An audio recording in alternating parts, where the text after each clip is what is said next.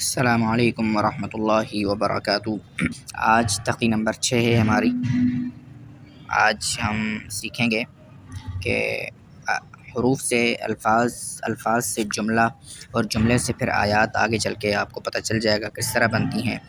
آج کی والی جو ہماری تختی ہے، تختی نمبر 6، مشق، حرکات اور تنوین، یہی تختی سب سے زیادہ اہم اور ضروری ہے۔ آپ نے اس سبق کو غور سے سننا ہے۔ یہ سبق اگر آپ کو سمجھ میں آ جاتا ہے اور آپ اس کو صحیح پڑھ لیتے ہیں تو آگے جتنے بھی اسباق آئیں گے اور یہاں تک کہ قرآن پاک کو آپ خود پھر ہجے کر کے پڑھ سکتے ہیں۔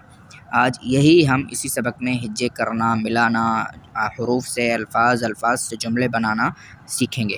اس کو کہتے ہیں ہجے کرنا۔ چلیے شروع کرتے ہیں۔ سبق کے حوالے سے، پچھلے سبق کے حوالے سے کوئی بھی سوال ہو تو آپ کمنٹ سیکشن میں وہ سوال پوچھ سکتے ہیں۔ چلیے سبق شروع کرتے ہیں۔ اعوذ باللہ من الشیطان الرجیم، بسم اللہ الرحمن الرحیم۔ دیکھیے پہلا جملہ، حمزہ زبر ا، با زبر با، اب ان دونوں کو ملائیں گے۔ ابا، حمزہ زبر ا، با زبر با، ابا، دال دو زبر دن، ابدن، وقفن، ابدا۔ جب دو زبر آ جاتی ہیں کسی بھی حرف پر تو اس کے آخر میں اس طرح الف بنا ہوتا ہے، تو وقت میں ہم اس کو الف کے ساتھ ہی پڑھتے ہیں۔ ابدن، وقفن، ابدا۔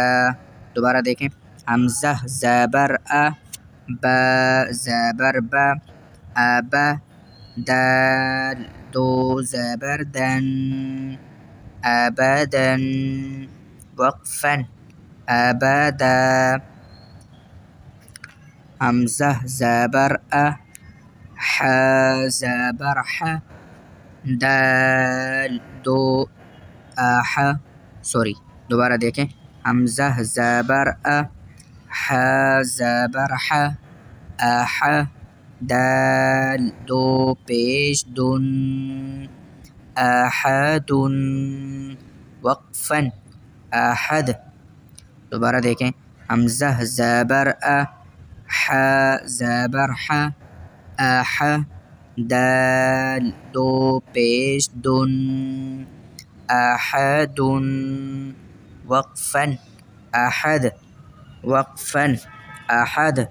احد اسی لیے ہوگا کہ یہاں الف نہیں ہے، اس لیے احدا نہیں ہوگا۔ اور اگر اس پر دو زبر ہوتی دال پر، جیسے پیچھے والے دال میں دو زبر ہیں، تو یہاں پر کیا ہو جانا تھا، آخر میں الف آ جانا تھا، لیکن یہاں پر الف نہیں ہے تو اس لیے اس پر دو پیش آئے ہیں، اسی وجہ سے یہاں پر الف نہیں لکھا ہوا، تو اس کو ہم کیا پڑھیں گے، احد۔ اور قلقلہ، یہ قلقلہ کیا ہوتا ہے، انشاءاللہ یہ قاعدہ ختم ہو تو پھر ہم مخارج، صفات وغیرہ شروع کریں گے تو اس میں یہ چیز آئے گی۔ یہاں موٹا صحیح سمجھ لیں کہ احد، قلقلے میں آواز گیند کی طرح لگ کر واپس آتی ہے، تو یہاں پر یہ جو آواز ایسے آپ کو محسوس ہو رہی ہے احد، تو یہ قلقلے کی وجہ سے ہو رہی ہے، اور قلقلہ حرف دال میں ہوتا ہے۔ چلیے آگے دیکھیے، حمزہ زبر ا، خا زبر خا، اخا، ذال زبر ذا، اخاذ، حمزہ زبر ا، خا زبر خا، اخا، ذال زبر ذا، اخاذ، وقفن، اخذ۔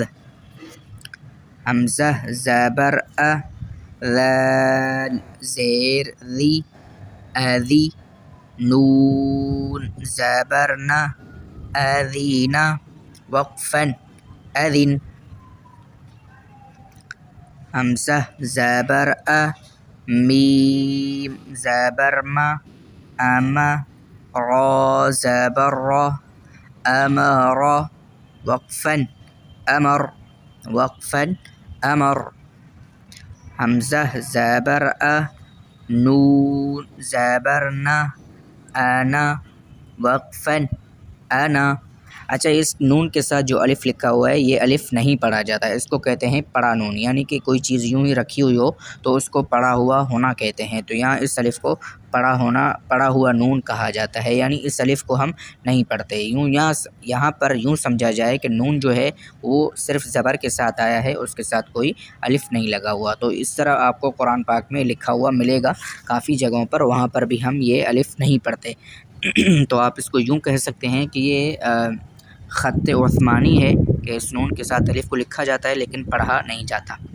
آگے دیکھیے، ب زبر ب، خا زیر خی باخی، لام زبر ل باخیل وقفا بخل، با زبر ب، خا زیر خی باخی، لام زبر ل باخیل وقفا بخل، با زبر ب، را زبر را برا، را زبر را برارا، تا دو زیر تن برارت وقفا برارہ۔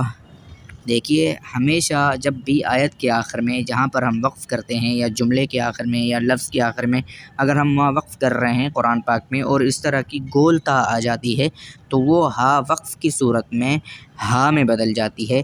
اب جیسے کہ اس کو ہم برارت نہیں پڑھیں گے، برارتن وقفاً برارت اس طرح نہیں پڑھیں گے، بلکہ برارہ یہ جو تا ہے یہ ہا کی آواز میں بدل جائے گی۔ جیم زبر ج، عین زبر ع جع، لام زبر ل جعل وقفا جعل، جیم زبر ج، میم زبر م جمع، عین زبر ع جمع وقفا جمع۔ آج ہم اس سبق کی 2 ہی لائن پڑھیں گے چونکہ یہ سبق بہت اہم ہے۔ آپ اس کو سنیں اور اس کو غور سے سن کر پھر یاد کریں اور دہرانے کی کوشش کریں۔ انشاءاللہ العزیز یہ سبق اگر آپ سمجھ لیتے ہیں، اس کو صحیح یاد کر لیتے ہیں تو پھر آپ کو آگے چلنے میں بہت ہی زیادہ آسانی ہونے والی ہے۔ دعا میں یاد رکھیے گا۔ والسلام علیکم ورحمۃ اللہ وبرکاتہ۔